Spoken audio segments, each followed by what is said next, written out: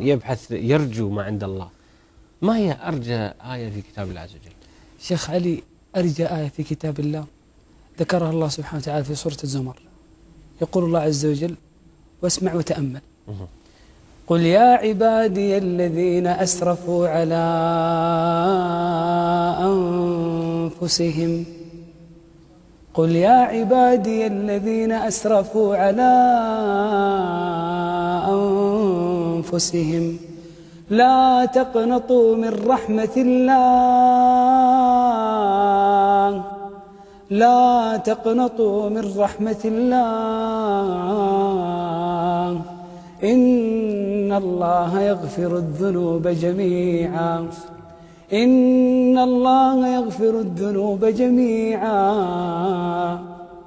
إنه هو الغفور الرحيم. إن الله يغفر الذنوب جميعا، كل الذنوب؟ كل الذنوب يا شيخ علي. الله عز وجل يقول: وهو الذي يقبل التوبة عن عباده ويعفو عن السيئات. حتى لو ما يصلي؟ ويعفو عن السيئات.